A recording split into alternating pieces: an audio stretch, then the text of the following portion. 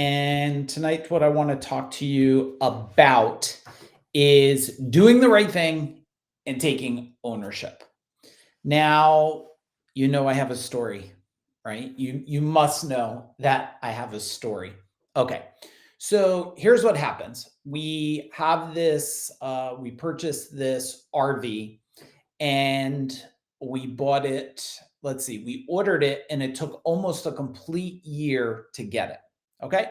But we wanted to get one for the convenience of having something that, hey, Carmine, that we could drive around. It's compact. It's like Carmine, the RV is like the size of a box truck. It's cool. It's got dual beds in the back. It's got a big storage area. Um, the concept of the thing is really, really great, right? It's got a cool bathroom. It's got a cool kitchen. When we were looking at all these different RVs, we were looking at the van type. Then said, well, we didn't want a big one. We didn't want a really small one. We wanted this. We didn't know how we were going to use it and how my wife and I were going to use it, how, what, and when. And this one had all the bells and whistles, right? Dual propane tanks. It had solar, had all this stuff. So we waited a year. We got it. We only took like one small trip. We never stayed overnight in it. We did a bunch of really fun little cool trips looking for some property in PA. Matter of fact, if any of you in the world have any place where you live, where you have a couple, like 100 or more acres of like wooded land and something like that, let me know. I'm always looking for something like that. And so we did a couple cool little trips. And then what happened is we went out, let me see, my wife and I, we went somewhere and all of a sudden we wanted to heat up food with the microwave. And all of a sudden the breaker trips, the main breaker outside. Okay. So I do a little troubleshoot and I didn't take stuff apart, but quickly I'm just like, it's got to be an inverter problem. Just has to be, right? I opened up, I hear the inverter beep and I'm like, it's an inverter problem. So then what happens is I knew that there was some recalls on this thing and some minor adjustments that had to be done, but the thing drove really, really good. Okay. It drove great. It had all these amazing things in it, but now we had a broken inverter. Did you guys anybody ever deal with anything like this where you just can't wait for something, then you get it, and then it's just like broken? So we bring it to the place and I said, look, I'm going to be heading to Florida. You have a whole bunch of weeks to get it done. They said, no problem. And then they had it for about 3 weeks. And then they said, hey, here's the deal. We have the inverter in, it's bad. But the thing about this is there's another recall on this thing. Are you following me now, everybody? Type in following in the chat bar. You follow me? There's another recall. And the recall says, I can't put this inverter inside this unit because there's a pipe above it that leaks and they can't seem to solve it permanently where it doesn't leak on the inverter and cause some kind of fire damage. So the place, the service woman calls me and says, here's the deal. Inverter's in, can't put it in.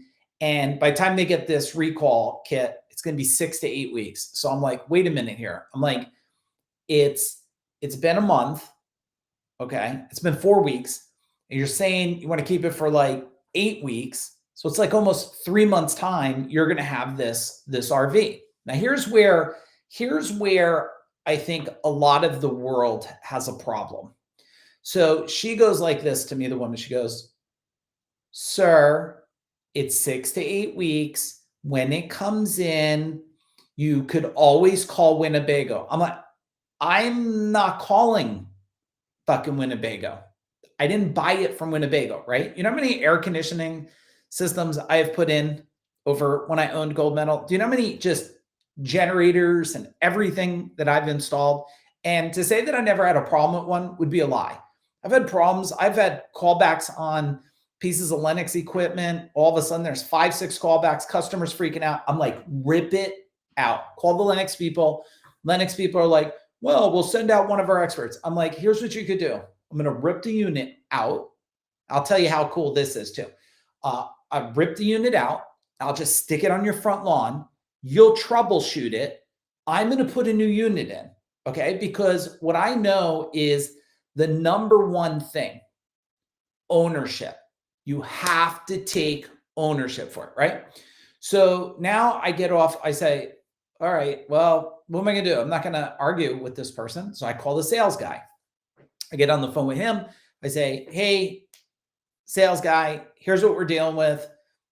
We got to handle this. What are we going to do? He goes, well, I'm just the sales guy here. And I'm like, here we go. No ownership again. So I said, okay. He says, well, you could call Winnebago. And I'm like, okay, this can't be what's happening here now. I said, I'm not calling Winnebago. I bought the unit from you.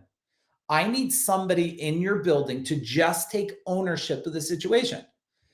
So he says, well, after I have to ask a ton of different questions, he goes, well, the general manager is this guy, Mike. Let me get you on with him. I said, okay, that's what I need. I can't no longer, you know why people put people on levels? You know why they say like someone in a career is like a low level, a middle level, and a high level? Because that's skill level and that's ownership level. So if you're one of those people watching this and like you never take ownership, I guarantee you're not in the top level. Take ownership and you'll move up in a company. So I get on with him instantly. He is a skilled person. How do I know? He says, I'm sorry for what's going on. Tell me what's happening. Listens to the whole thing. He goes, okay, this is not good.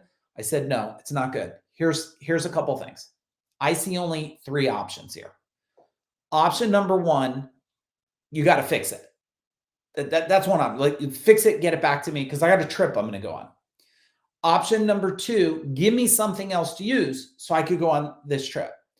Option number 3, I'll hand it back to you.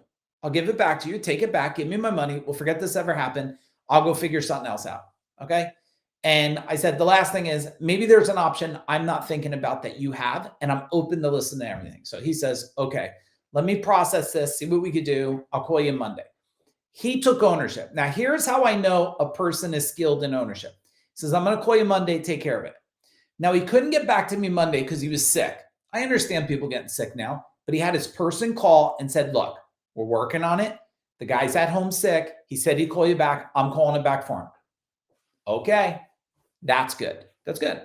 So then Tuesday came. The people immediately reached out, said, look, the guy's at home. He's really, really sick. Okay, we're going to handle this thing. We're going to figure it out, but he's sick and he's going to call you as soon as he's in. So today he came back in today. He called me up and he said, look, here's what we could do. He said, hey, I have this one RV thing. We could swap it out, give you this other one, and you'll have this other model. And I said, you know what? I just don't want this thing no more. Like, it's a new model. I figured a company like Winnebago must have had all these things figured out, but they built a unit in a really compact thing with a lot of complex systems in it, right? It's not like this other one we're looking at where it's a normal model, basic things. This one was like super high tech, right? So I said, you know what? Just tell me what it would be to take it back. He goes, okay, here's what you need to do. You need title, this and this. And he goes, he says, I'll send you an email. In the email, he said, I'm sorry it happened. He took ownership of it. He says, we're going to take it back. We just need you to bring these things. You and your wife got to sign the paper. We'll take care of everything. So I was like, okay, that's exactly what you want from a company. Now, I'm not thrilled that we waited a year, had it for a little bit of time to go back, but look, these things happen. And in the end, I told him, he's like, well, I want to get you on I said, I can't go on the trip anyway. The problem is because of hotel rooms and all this stuff, I can't wait to try to figure out a solution. I got to just get rid of it. Plus, we're dealing with this other house issue with the fire inside the other house that we have, right? And so I'm like, it's no big deal. I'm like, it's cool. We'll take care of it. I'll bring it back. Now, time is what's the most important thing here, really, because like my wife and I are going to have to drive to Freehold, which is okay. We always have good conversations, but it's an hour there. It's going to be an hour at the place. It's going to be an hour back. So it's a half a day that you're losing with this situation. I'm sure my wife and I will talk about all kinds of fun stuff on the way there. So if you have a career or just in life in general, okay, if you're in a position where you have to take ownership for something, take the ownership for it. I guess I had to take ownership when I dropped the nail polish the other day that exploded all over the bathroom, right? I took ownership. I didn't try to say that it was anything else. Clearly, I knocked it off. It fell. and it exploded, right? So that's what tonight's training is about. Where are you maybe not taking the ownership? I mean, when you look at ownership too, like it's ownership in your relationship, right? It's ownership as a father or a mother, right? So many people they keep dodging this point of taking responsibility, which is translated into ownership of a situation. Like just deal with it. And it's always better if you deal with it and you take ownership of it than try to avoid it, right? Because avoiding it, did you ever try to avoid anything?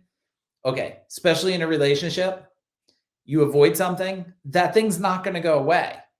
Well, definitely not for women. I mean, most men, they just try to forget things ever happened, but women are not going to let that go away. So it's better off that you just can you relate to this? You should just address this. All right. So I hope this is helpful tonight.